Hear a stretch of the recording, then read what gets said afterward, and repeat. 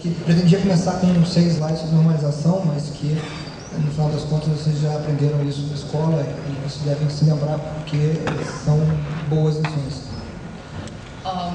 Essentially, the 5 levels of normalization all boil down to the same idea, which is that you have the simplest tables that represent the data correctly. You don't have one table that's got all sorts of data that's not related to the primary key, that's just kind of secondary data that you're carrying along because that's the way you've always done it in your COBOL program. You sit down and you think about what the thing is that I'm describing with this table and only put fields in that belong to that table. And if that means that you end up with a table of people and another table of telephone numbers where the telephone number has a person key and a type of phone so that you have different phone numbers, you can tell whether it's a cell phone or a mobile phone or the home phone or the work phone or the summer house phone. Don't have one table with 17 different phone number fields in it that's dependent on the individual.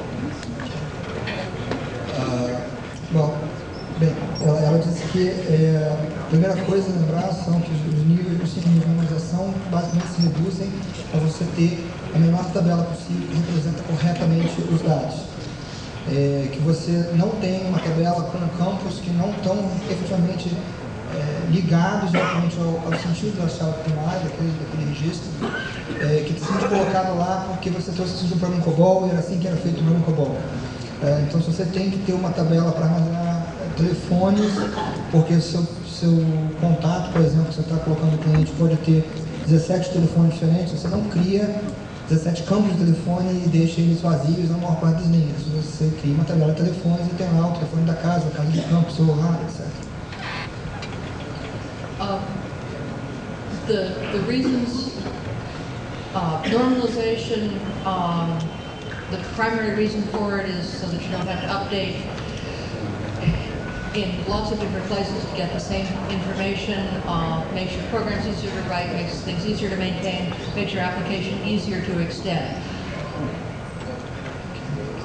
A coisa principal sobre a normalização é que você não tem a mesma informação tendo que se atualizar em vários lugares, faz o seu programa ser mais fácil de ser mantido, faz o seu programa mais fácil de integrar com outras aplicações. And when I said at the beginning, the problems are specific to your application, they're also specific to your understanding of the problem. Now, I've just said simplify, break things down into separate tables, and I'm thinking, yeah, okay, so put things together, you may have a 4 or 5 way join, that's fine. If you're thinking about simplifying to the point where to put your information together, you have 17 or 18 tables, then I think that's overdoing it. Ela disse que ela falou cada questão de performance, por exemplo, é ligado à sua situação, assim como é o seu entendimento do problema. Se você precisa fazer um join de 4 tabelas para recuperar a informação que você precisa, isso está legal. Agora, se você chegar a um ponto que você precisa fazer um join de 17 tabelas para recuperar a informação que você precisa, então você está levando a coisa ao extremo, fazendo além do que devia.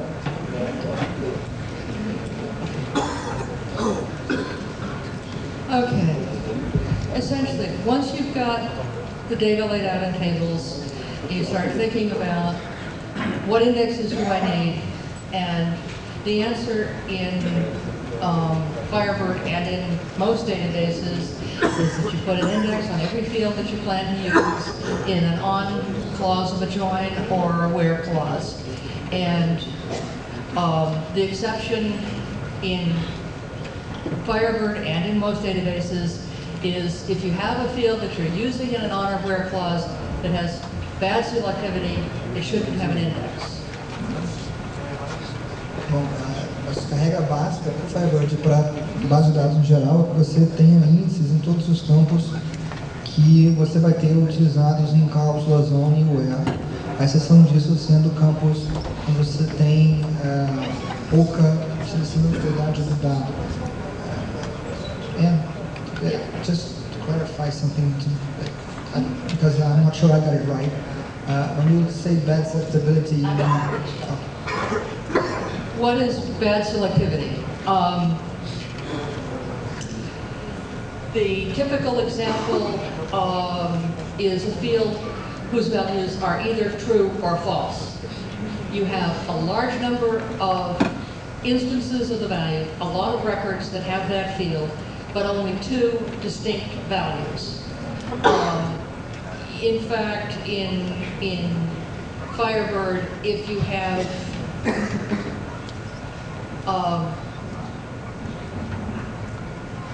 if it's likely that 30% of the records in your table will have one value, you may have problems with that index, and I will talk a little bit more about that after I've given the translator a chance.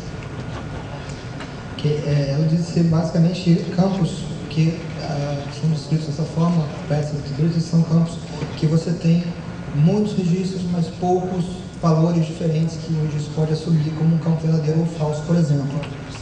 E que de fato, no caso do Firebird, se você tiver um campo onde pelo menos 30% dos registros possam ter o mesmo valor, você teria problemas com esse índice. Ela vai falar um pouco mais disso. The exception is you have a field that has only two values, true and false, but 5% of the records are true and 95 are false, and you often want to find the records that are true. Then an index on that field will help your selects, but until you get Firebird version 2, they will give you trouble on updates and deletes. So those are problematic indexes, but there is a solution. Ok, a exceção para essa questão de ser uma coisa problemática seria para casos em que você tem uma distribuição não uniforme, ou seja, você tem 5% dos registros com um valor e 95% com outro valor. Então, nesses casos, o índice poderia ajudar você a selecionar esses registros. Mas até que vocês tenham o Firebird 2, usar esse índice, na verdade, vai dar trabalho, causar problemas, vamos dizer assim, nos updates e inserts.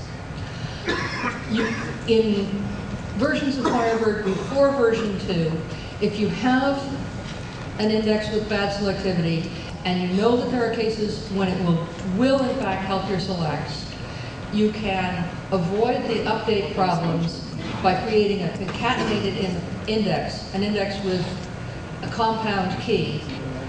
Put your field with the bad selectivity first, and then follow it with the primary key. The problems with delete and update are that it's hard for the engine to find the right record to remove in a long chain of duplicates. But if you have the primary key there, as well as the field with bad selectivity, the deletes and updates are fast.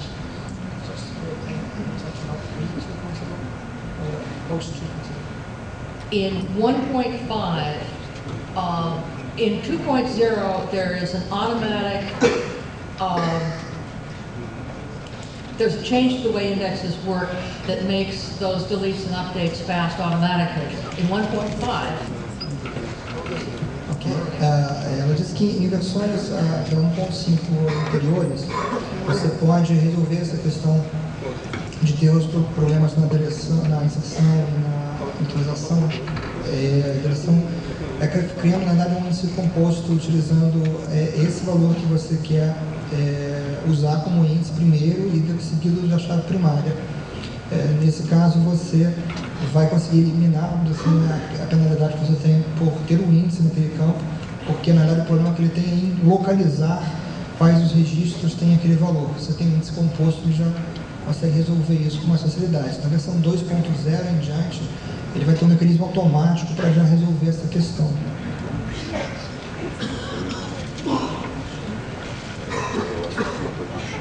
I just mentioned compound indexes in one case where you would want to use them. A compound index they're fairly commonly used in other database systems. You know that you need to do a select, and it's going to involve 3 fields. So in order to be able to get to use an index on all of the 3 fields, you create one index on field A, field B, field C. And it's a single index with a compound key. campos compostos, a gente viu, índices compostos a gente viu ainda agora, uma situação que a gente vai querer usar eles, e eles são muito comumente usados em outros sistemas de banco de dados, onde se você quer fazer um select que procura por 3 campos específicos, você cria um índice composto envolvendo aqueles 3 campos. But in those databases, it turns out that if you have an index on field A, field B, and field C, but turns out in some queries you only want to use field B and field A, then you have to have another compound index in another order, and for slightly different queries you end up with another compound index in another order that have the same information in them, but you have to have different copies to support the different order that you want to look at, in which you're looking at the fields, or different combinations of fields. That is, maintaining redundant indexes is expensive. Nesses sistemas de bancos de dados, geralmente você faz isso e você precisa ter esses índices compostos na ordem que você vai procurar por eles. Então, se você vai procurar de uma ordem um pouco diferente, você acaba precisando criar outros índices compostos. Ela colocou os exemplos exatamente, você está procurando pelo campo A, B e C em 3 ordens diferentes e tendo que criar 3 índices compostos diferentes. O que resulta em você ter a mesma informação armazenada várias vezes, de uma forma redundante, e esse armazenamento é custoso do ponto de vista de performance. In Firebird, you don't need to have compound indexes to handle conditions on more than one field. So the way Firebird uses indexes, we can use more than one index on a single query. So if you have a query that, for example, is looking for somebody who is a programmer and lives in a specific town and is over 35, you can use one index for occupation, one index for hometown, and another index for age. O Firebird ele não precisa ter esses índices compostos para localizar a informação. Se você tem uma consulta que procura por uma informação com base em 3 itens diferentes, 3 campos diferentes, por exemplo, você quer encontrar um programador que mora numa determinada cidade e tem mais de 35 anos, ou tem idade de 35 anos, você pode fazer a consulta, ele vai utilizar os índices em separado, o Firebird usa esses índices se eles existem no campo A, B e C, o campo de ocupação da cidade, da idade. Ele vai usar isso para resolver a consulta, localizar o registro que você quer. My husband points out that you don't ever store age, you store date of birth.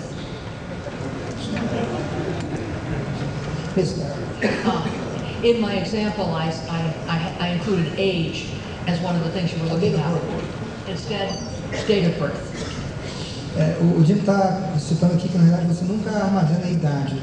Você sempre armazena, na verdade, data de nascimento.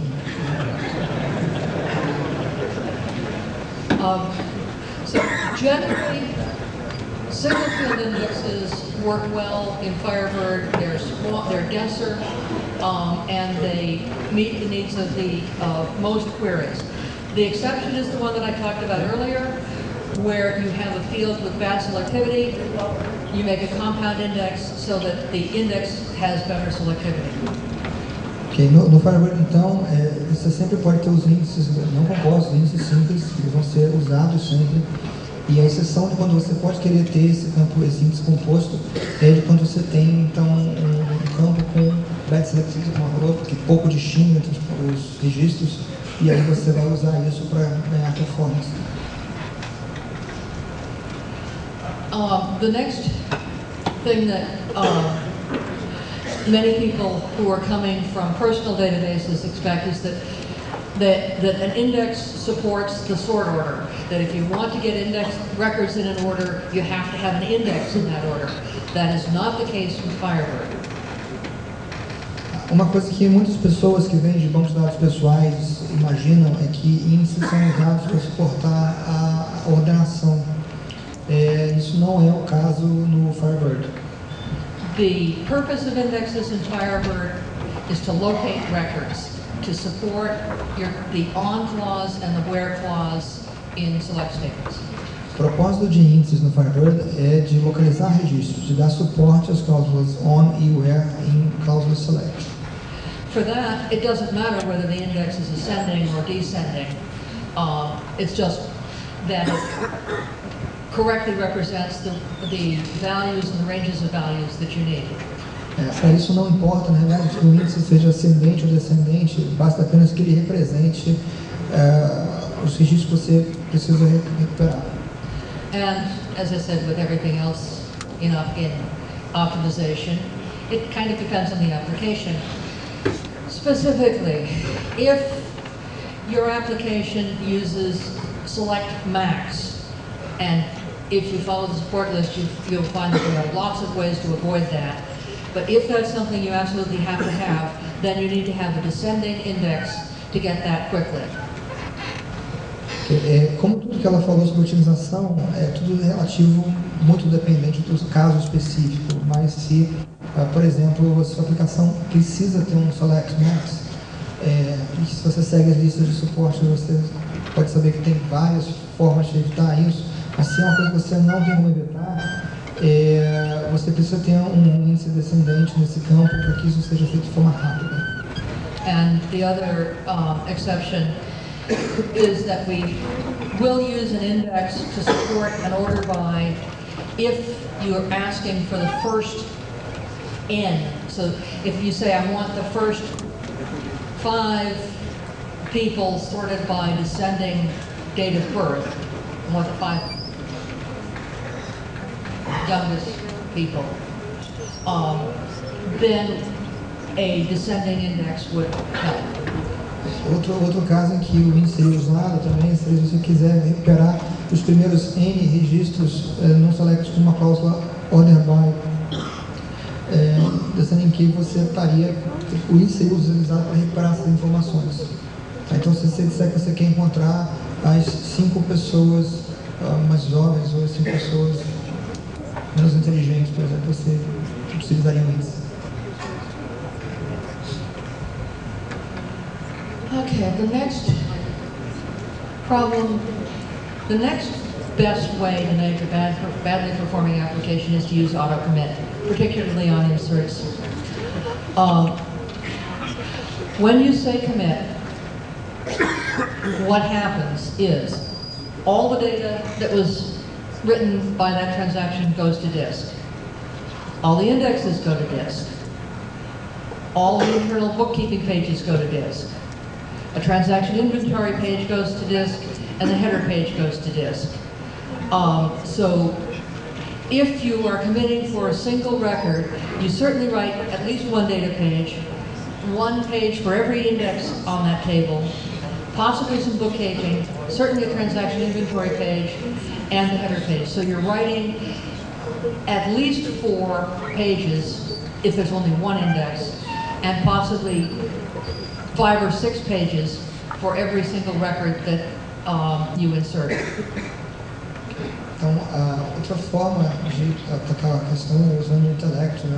Então, você avaliar o que está fazendo do ponto de vista de performance, considerando se você, quando você commita uma transação, você executa todos aqueles processos escritos, ou seja, você escreve todos os dados no disco, você bota no disco uma página de cada índice, pelo menos, que você está atualizando, que existe naquela tabela, páginas de gestão interna do banco, de inventório de transações e uma página de header para cada commit que você faz. Então, se você está fazendo um commit por causa de um registro num processo que poderia estar envolvendo vários registros, você está, na realidade, fazendo para cada registro, forçando ele a gravar no mínimo 4 páginas por disco, forçando 4 páginas por disco. Então, não dê um commit a não ser que você realmente esteja no ponto que você precisa dar o commit. If instead you write insert several thousand records and then commit, you write each data page once, each index page you've affected once, so that the overhead compared to the actual worthwhile writing is much smaller. Se ao contrário você grava de uma só vez alguns milhares de registros, você vai estar gravando menor quantidade de páginas, você vai ter só uma página header, controle de transação, de forma que o overhead da operação como um todo é menor, o custo da operação é menor, proporcionalmente falando. Então você tem um ganho de performance por estar fazendo em lotes grandes, você está minimizando o custo adicional de cada operação de gravação.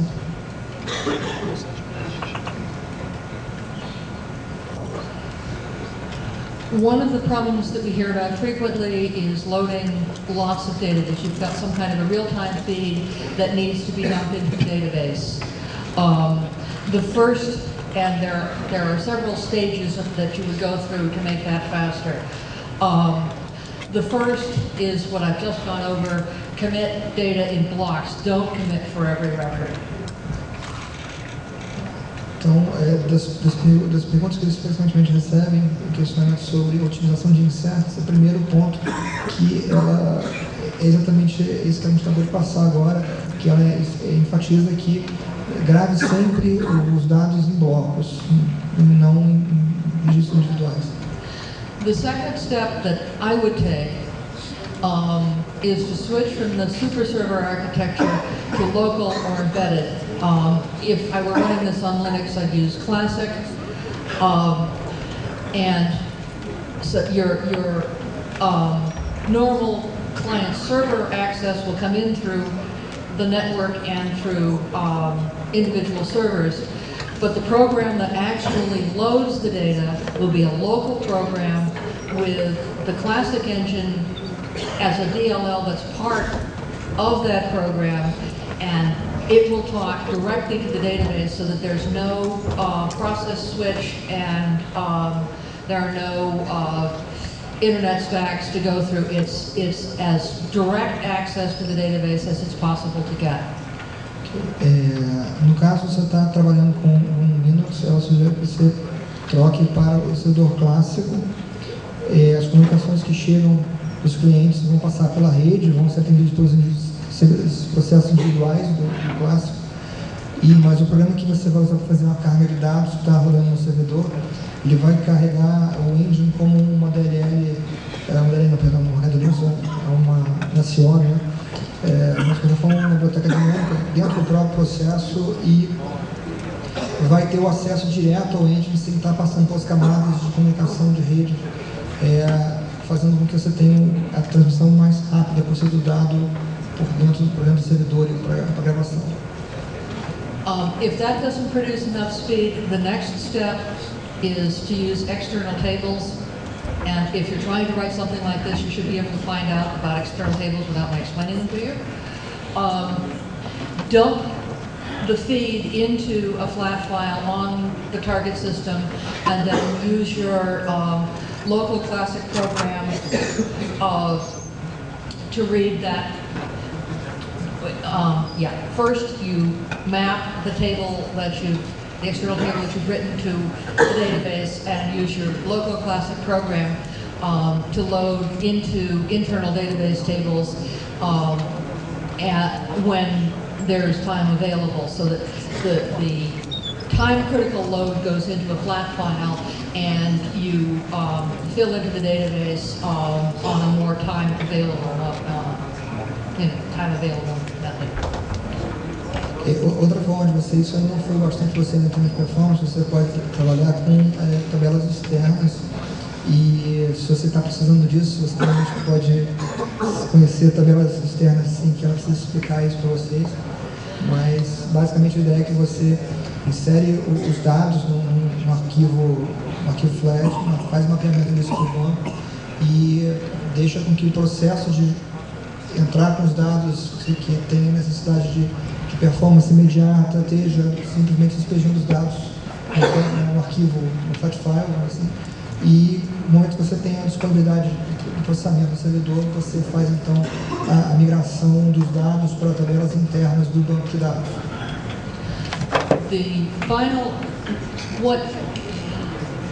All three of these allow you to use the database, use the data in the table that you're loading with concurrent access from ordinary clients while the load's going on. They don't disable anything. The final stage that I that you may need to take is to disable indexes, and that really has the effect of saying the table that I'm loading is not available to other clients while the load is going on. Os três componentes, os três métodos que ela falou inicialmente, todos podem ser executados enquanto o seu banco de dados está sendo acessado por aplicações clientes comuns. O próximo, que é desabilitar índices, na verdade tem o efeito de dizer que ninguém mais pode estar utilizando essa tabela. Esse seria assim, o próximo passo, você pode chegar mais extremo para tentar tirar a performance da inserção. Okay, plans. Plans are part of Interface in Firebird. The plan is the execution strategy that the engine develops for executing a query. You can ask to see the plan, and you can specify an explicit plan. Showing the plan so that you know how the engine is going to go at the data is a valuable tool. It tells you when you have indexes that are missing, indexes that you don't need. You can use that plan and tweak your SQL. You can look at the plan, decide that it's wrong, tweak the SQL to get the plan that you want. That's what I consider the preferable way of using plans. It is possible to put in the query and say, use this plan. And I think that's a bad idea, and I'll tell you why in a minute. Planos. Os planos são a forma que o banco representa o caminho que ele vai seguir para localizar o dado que você está solicitando. Então, ter a forma de ver esse plano, de exibir esse plano, é uma ferramenta valiosa, e a forma mais alta, mais direta, vamos dizer, imediata de você tirar proveito disso, é você estar adaptando a sua consulta para refletir o plano que você deseja, ou seja, você acerta a consulta de forma que seja gerado automaticamente um plano otimizado. Você mexe na ordem que você está fazendo a busca dos campos. Se isso não der certo, você pode explicitar qual o plano que você deseja que seja seguido, mas ela não considera que isso seja uma boa ideia. Ela vai explicar o porquê. Just a minute. O pessoal tem uma caravana, acho que de Campina Verde. Estão pedindo para o pessoal que está aqui de Campina Verde, acho que eles já vão sair, pedindo para sair, tá? Eles estão lá fora esperando.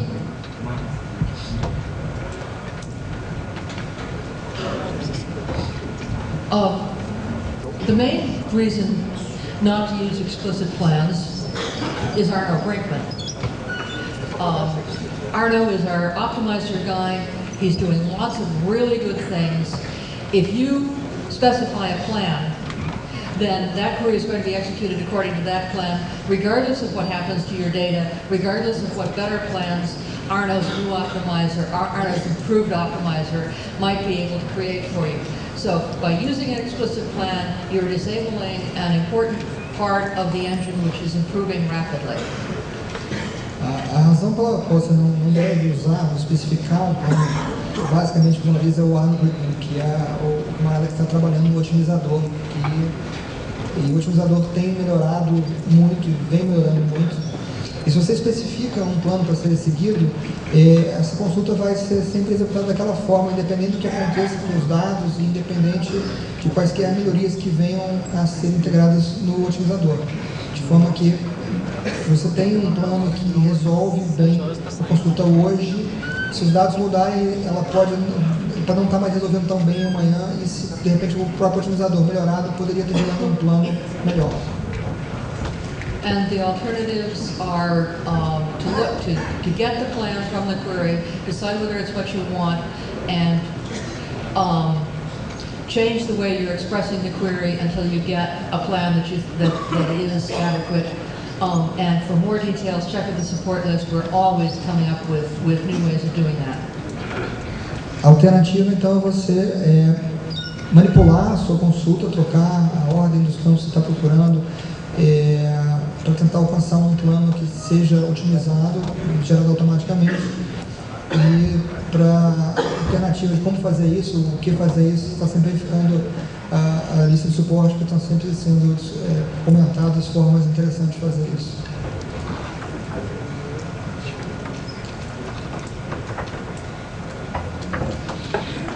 This one's Jim Slack, and I'm going to read you just a couple more thoughts that came to me as I was after I had done my slides. Currently, on multiprocessor systems, you should use Classic or use an affinity to tie the server to a single processor. What happens under bad circumstances is that Firebird gets bounced from one processor to the other. No work gets done, just moving the process. So the first is, if you want to use a multiprocessor, use Classic. Ponto que ela enfatiza que se você vai trabalhar em sistemas multiprocessados, use o servidor clássico. Se você utiliza o servidor super server, ele deve ser ligado a um processador por afinidade.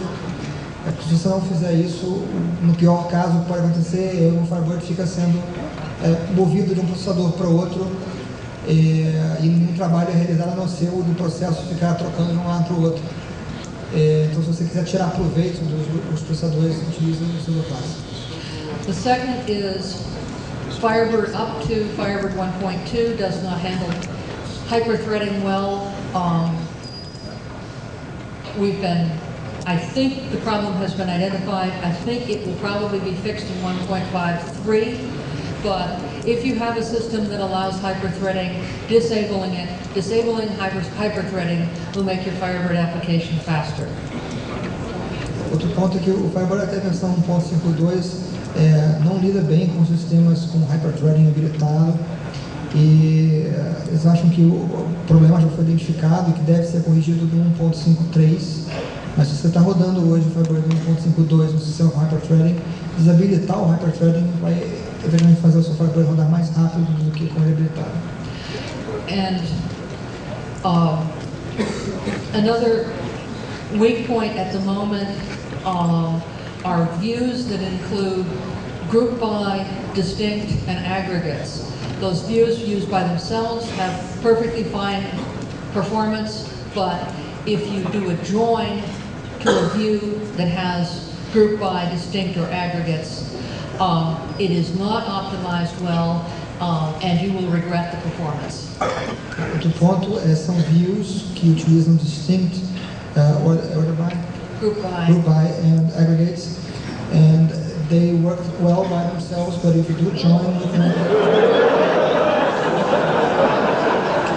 deu errado.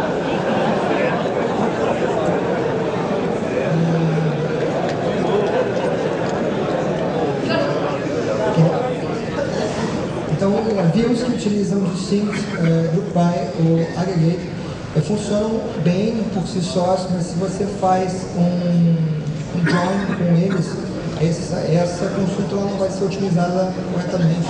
Então você não tem um bom resultado quando você trabalha dessa forma. And the final warning, which is the classic problem with Firebird performance, is count. Select count star from table is slower in Firebird and in other databases like Postgres that use multi-version records than it is in classical databases that use blocking and don't offer snapshots. If possible, avoid using select count star. Outro caso clássico do Firebird é que select count asterisco funciona mais lento em servidores como o Firebird e o Postgres, que trabalham com arquitetura de versionamento, do que em servidores com arquitetura clássica que utilizam locks. Então, se possível, não utilizem select count asterisco. We've recently had a long discussion on the support list and another on the development list about why this is the case. And if you would like a lot of hot-tempered responses to a piece of email, drop a line to either the support or the development list and say, why is count star so slow? Então, recentemente houveram várias discussões sobre esse assunto, lista de suporte, desenvolvimento. E se você quiser ver muitas respostas irritadas a uma pergunta, mande um e-mail perguntando por que isso é mais lento no Firebird.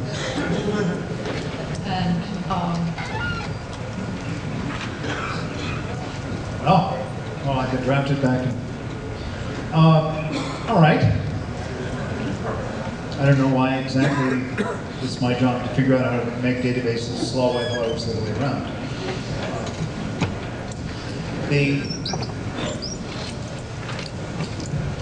The secret to making almost anything slow is to do unnecessary work over and over and over. This isn't specific to databases. This is true of everything. If you want to make your program and your application really slow, compile it every time before you run it.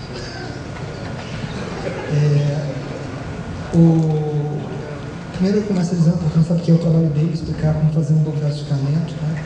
Mas ele disse que o segredo para fazer qualquer coisa no ficarmento é você fazer, ter esforço repetido, desnecessariamente, vezes e vezes. E se você quiser ver seu trabalho ficar realmente lento, o seu programa rodar muito devagar, compila ele onde você for executando. And if you want to make your database system slow, compile your SQL query each time before you run it 10,000 times. Então, se você quiser fazer seu programa realmente ficar lento, sua organização ficar lento, você tem que recompilar sua consulta no SQL milhares de vezes. Other things you can do is to have very large, very wide tables with hundreds of fields.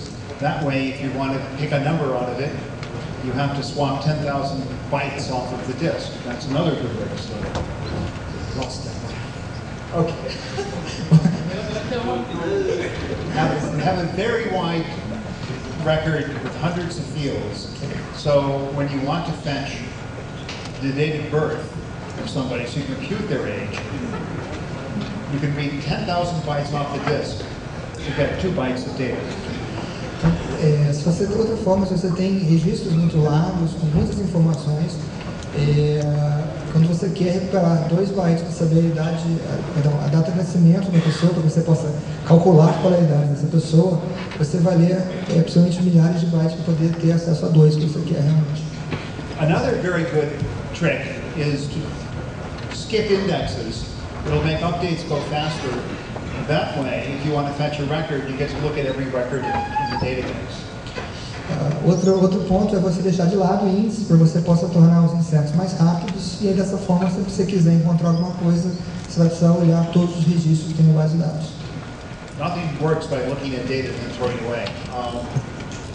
And if you want your updates to go slow, then index everything that you can think of that you might ever want to query, even if you're not going to do it regularly. That way, you can update 5 or 6 or maybe 30 pages on every single update. Outra forma que você pode tornar lento o processo é você criar um índice para absolutamente qualquer informação que você pense que algum dia você pode querer consultar, mesmo que você não saiba para quê hoje. E isso vai fazer com que você tenha que atualizar 5, 6 ou mais páginas de índice toda vez que você gravar um registro. And last, what you can really do in last resort is you commit after every statement, whether you need to or not. That way you can write out the transaction inventory page, and then you can read in and write out the header page when you start the next transaction. It creates a lot of extra I/O to keep your system busy, to keep it from doing productive work. Outra forma é você fazer um commit após cada execução de comando, de forma que você force ele a estar sempre gravando as páginas de inventório, páginas de controle interno, e dessa forma você consegue gerar uma quantidade de I/O extra do seu sistema, manter ele ocupado e evitar que ele faça um trabalho produtivo.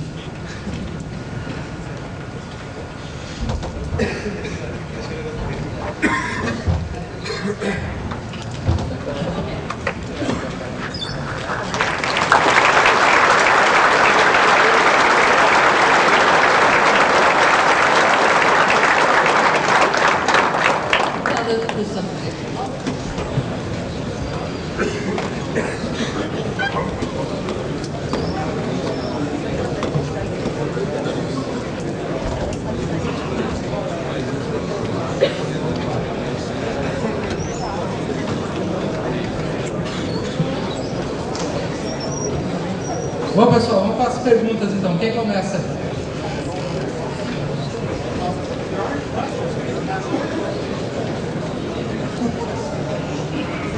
O Jim falou que se não houverem perguntas, ele pode distribuir os testes.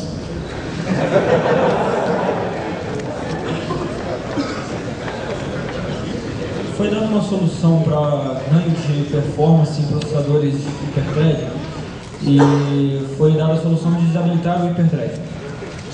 No caso dos processadores SMP, a solução foi usar o servidor Classic. Não se trataria da mesma solução também? Quer dizer, se eu usar o servidor Classic em servidores hiperthread, eu também não ganharia performance? He said that as a solution for running faster on a server with hyperthreading, the solution was to disable hyperthreading while working on systems with actual multiple processors. The solution was to use the classic server. Wouldn't it be true that we would also have performance improvements using the classic server on hyperthreading computers? Instead of disabling hyperthreading,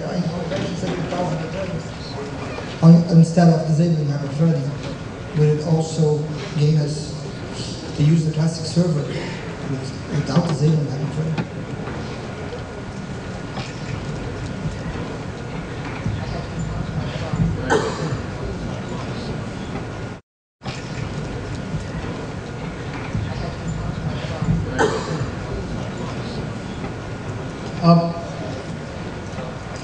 Something that I know I don't have a handle on, and I haven't run into anybody who I'm convinced has a handle on, is what is exactly going on in Firebird when there are multiple threads on a hyper-threading CPU. We don't know what's going on. It's a complex interaction of what the operating system is doing. The operating system considers it to be multiple processors, so it's pretending it's a kind of dumbed-down SMP machine. But then you start running into contention of different threads with different workloads, and one thread that doesn't ever do a cache miss will completely tie up a processor on hyperthreading, and it will not on SMP. So we know there's a problem. We haven't figured out exactly, precisely what the source of the problem is. We have some good ideas. We haven't been able to prove them yet. What I would say, if it were me, is turn off hyperthreading. It's going away. I don't think it really is going to exist in the future because we're going to have dual-core real SMP machines and not this halfway thing called hyperthreading. But that's my guess.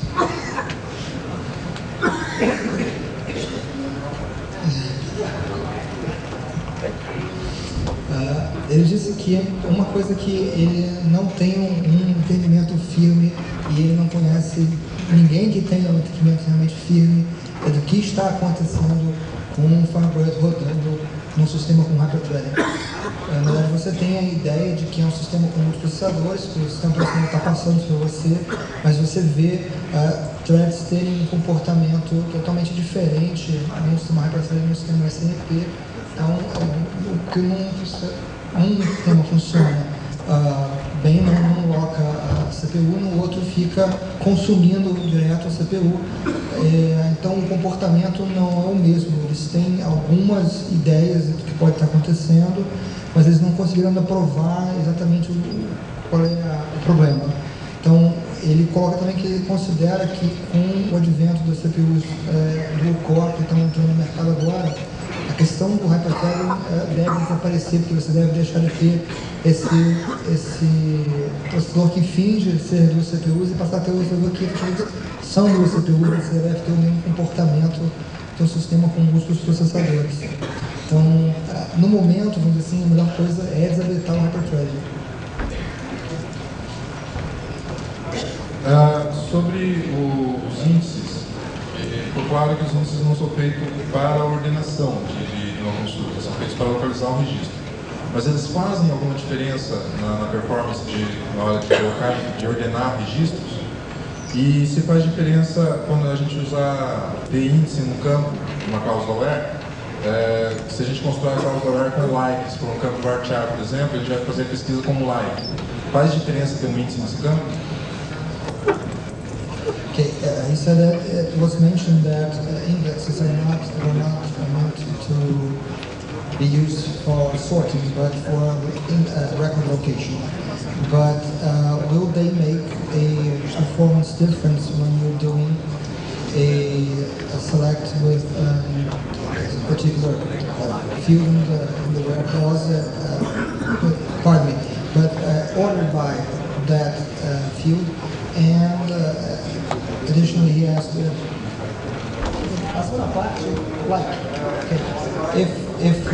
it will make a difference to have an index on a field that you're going to look up with a like.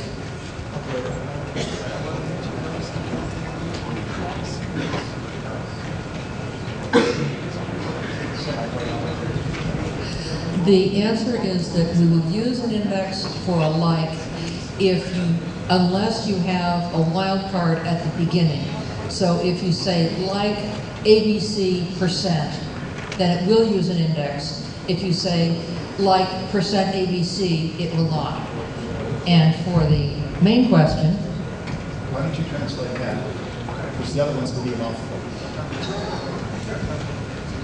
Então, na parte do like, o índice é utilizado se você não tiver um coringa no início do valor que você está procurando.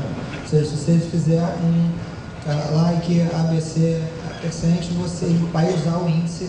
Se você botar o coringa na frente, ele não vai usar o índice. E deixa eu responder outra parte dela. Okay, the other part of the question was the trade-off of using sort to resolve an order bind when doing a retrieval. And the answer is that it has a definite effect on performance, and it's always bad. The reason for that is that it is much, back up. Firebird tries very hard to always make one pass across the data. And it does this either on a sequential scan, or if it's index scan, it does the index lookups first, and then it goes back and processes bits from a bit vector in physical disk order. Here, do that much. Ele disse que se tem um efeito de ter o índice, quando você vai fazer uma busca com um order by, tem efeito e é sempre um efeito ruim. Tá?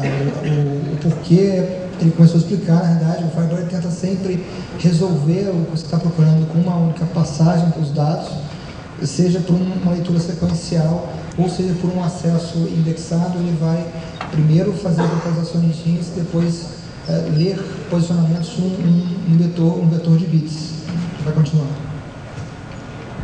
So, since it always makes one pass, it is always much faster to read the records in physical order and then sort them than it is to read them in random order, which means you're going to be rattling the disk. It's always less disk I/O to read the records first and sort them. Sorting is very cheap. Very cheap. Doing random access to a disk is very expensive. E estou complementando, basicamente é pior porque, como ele tenta sempre fazer uma única leitura, é muito mais rápido para ele ler os dados na ordem que eles estão fisicamente armazenados do que ficar se movendo de uma posição para outra para ler na sequência que estaria ordenado. É sempre mais barato em termos de recursos você está ordenando. Você primeiro lê os dados todos, depois ordena. Ordenação é muito barato em termos de recurso computacional contra o I/O de disco. E o acesso na ordem de leitura, assim, que está ordenado, seria muito mais custoso, muito mais I/O. Let me just say, in passing, almost everything having to do with database optimization has to do with disk access. And the reason for that, and to put this into historical perspective, when I wrote Interbase in 1984, the disks at that point had an average access time of about 20 milliseconds, and the processors ran about 1 million instructions per second. So 20 milliseconds for a disk, say 1 microsecond for an average instruction.